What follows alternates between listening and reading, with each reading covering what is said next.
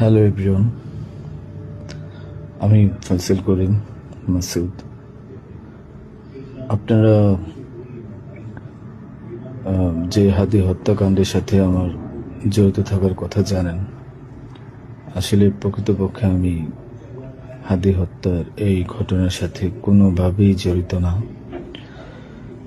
এটা একটা মিথ্যা বানোয়াট, একটা চক্রান্ত, যার কারণে আমি দেশ ছেড়ে চলে আসতে বাধ্য হয়েছি। আমি দেশ ছেড়ে চলে এসেছি এখন দুবাইতে আছি। আমার দুবাইয়ের 5 বছরের মাল্টিপল ভিসা ছিল। যেভাবে হোক অনেক কষ্ট করে দুবাই চলে এসেছি। আর আপনারা এই হাদি হত্যাকাণ্ডের জন্য মিথ্যাভাবে আমার ফ্যামিলির সবাইকে জড়াইছেন। তাদের কোনো দোষ নেই, তাদেরকে আপনারা সবাই মিথ্যা হয়রানি করছেন। যেভাবে পারছেন সেভাবে অত্যাচার করছেন।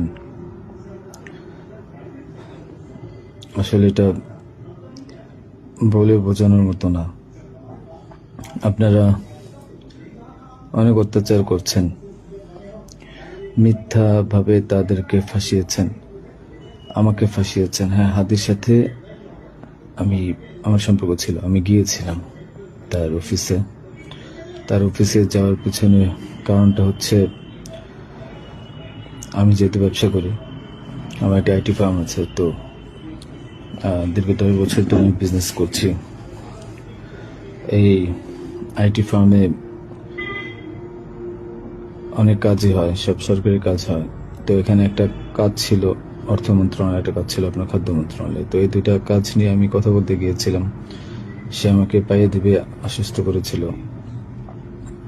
আমি তাকে 5 লাখ টাকাও দিয়েছি, অগ্রিম চেয়েছিল।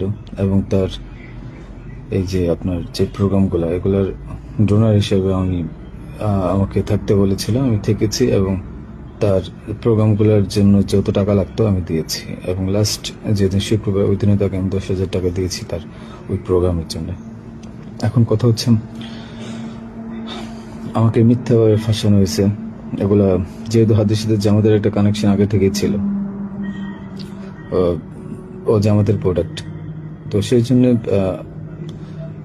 জামাতিরা কোনোভাবে এই ঘটনা ঘটেছে। ওই বাইকের মধ্যে আমি ছিলাম না, এবং ওই বাইকের চালকও আমার কোনো ছোট ভাই ছিল না। আমাদের দুজনকে মিথ্যাভাবে ফাঁসিয়েছে। এখন কি বলবো, এই জন্য আমার পরিবার ভুক্তভোগী।